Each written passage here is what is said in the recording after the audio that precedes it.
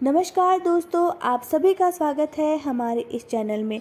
आज की कहानी का शीर्षक है संगति का असर। एक बार एक राजा शिकार के उद्देश्य से अपने काफिले के साथ किसी जंगल से गुजर रहा था।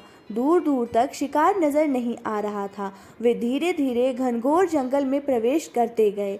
अभी कुछ दूर ही गए थे कि उन्हें कुछ डाकुओं के छिपने की जगह दिखाई दी। जैसे ही वे उसके पास पहुंचे कि पास के पेड़ पर तोता बैठा हुआ था और वो बोल पड़ा, पकड़ो पकड़ो, एक राजा आ रहा है। उसके पास बहुत सारा सामान है, लूटो लूटो, जल्दी आओ जल्दी आओ।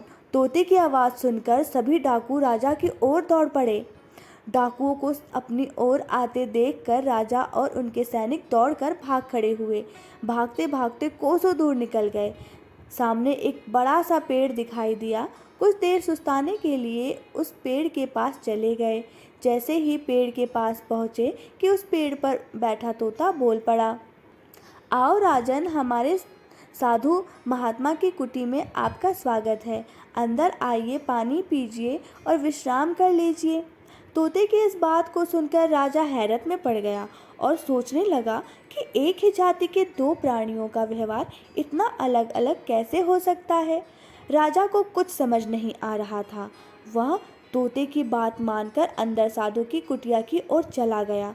साधु महात्मा को प्रणाम कर उनके समीप बैठ गया और अपनी सारी कहानी सुनाई और फिर धीरे से पूछा, ऋषिवर, इन दोनों तोते के व्यवहार में आखिर इतना अंतर क्यों है?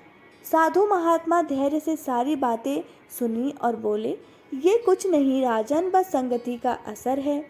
डाकुओं के साथ रहकर तोता भी डाकुओं की तरह व्यवहार करने लगा है और उन्हीं की भाषा बोलने लगा है। अर्थात जो जिस वातावरण में रहता है वो वैसा ही बन जाता है। कहने का तात्पर्य यह है कि मूर्ख भी विद्वानों के साथ रहकर विद्वान बन जाता है और अगर विद्वान भी मूर्खों के संगत में रहता है तो उनके अंदर भी मूर्खता आ जाती है। इसीलिए हमें संगति सोच समझकर करनी चाहिए। तो दोस्तों, ये थी आज की कहानी। अगर आपको आज की कहानी अच्छी लगी हो तो प्लीज़ हमारे चैनल को लाइक शेयर सब्सक्राइब ज़रूर करें। फिर से हाजिर होंगे एक नई अनमोल प्रेरक कहानी के साथ। अपना कीमती समय देने के लिए बहुत बहुत धन्यवाद।